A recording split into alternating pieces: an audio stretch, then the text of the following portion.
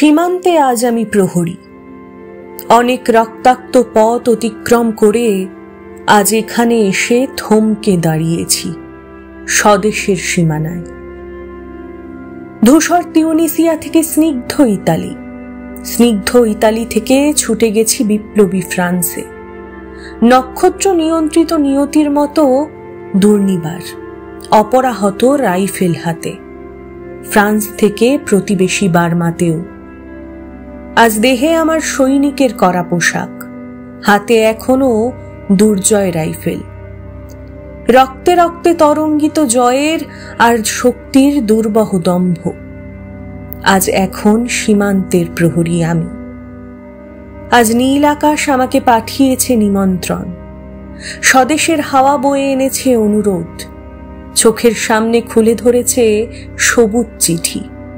কিছুতেই বুঝি না কি করে এড়াবো তাকে, কি করে এড়াবো এই সৈনিকের করা পোশাক। যুদ্ধ শেষ, মাঠে মাঠে প্রসারিত শান্তি, চোখে এসে লাগছে তারই শীতল হাওয়া। প্রতি মুহূর্তে স্লথ হয়ে আসছে হাতের রাইফেল, গা থেকে খসে পড়তে চায় এই করা পোশাক। রাত্রে চাঁদ ওঠে, আমার চোখে ঘুম নেই। তোমাকে ভেবেছি কতদিন, কত শত্রুর পদক্ষেপ শোনার প্রতীক্ষার অবসরে, কত গোলা ফাটার মুহূর্তে, কতবার অবাধ্য হয়েছে মন। যুদ্ধ জয়ের ফাঁকে ফাঁকে কতবার হৃদয় জ্বলেছে অনুশোচনার অঙ্গারে, তোমার আর তোমাদের ভাবনায়। তোমাকে ফেলে এসেছি দারিদ্র্যের মধ্যে, ছুড়ে দিয়েছি দুর্ভিক্ষের আগুনে, ঝড়ে আর বন্যায়, মারি আর মরকের দুঃসহ আঘাতে। বারবার বিপন্ন হয়েছে তোমাদের অস্তিত্ব, আর আমি ছুটে গেছি এক যুদ্ধক্ষেত্র থেকে আর এক যুদ্ধক্ষেত্রে।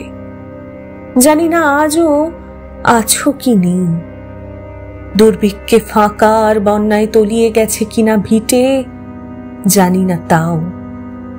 তবু লিখছি তোমাকে আজও, লিখছি আত্মম্ভর আশায় ঘরে ফেরার সময় এসেছে। জানি আমার জন্য কেউ প্রতীক্ষা করে নেই, মালায় আর পতাকায়, প্রদীপে আর মঙ্গল ঘটে। জানি সম্বর্ধনা রটবে না লোকমুখে, মিলিত খুশিতে মিলবে না বীরত্বের পুরস্কার। তবু একটি হৃদয়ের নেচে উঠবে আমার আবির্ভাবে, সে তোমার হৃদয়। যুদ্ধ চাই না আর, যুদ্ধ তো থেমে গেছে। পদার্পণ করতে চায় না মন ইন্দোনেশিয়ায়, আর সামনে নয়, এবার পেছন ফেরার পালা। পরের জন্য যুদ্ধ করেছি অনেক, এবার যুদ্ধ তোমার আর আমার জন্য। প্রশ্ন করো, যদি এত যুদ্ধ করে কি পেলাম? উত্তর তার তিউনিসিয়ায় পেয়েছি জয়, ইতালির জনগণের বন্ধুত্ব, ফ্রান্সে পেয়েছি মুক্তির মন্ত্র, আর নিষ্কণ্ঠ বার্মায় পেলাম ঘরে ফেরার তাগাদা।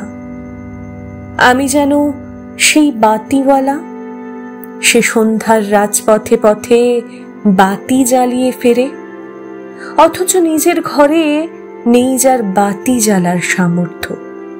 নিজের ঘরেই জমে দুঃসহ অন্ধকার।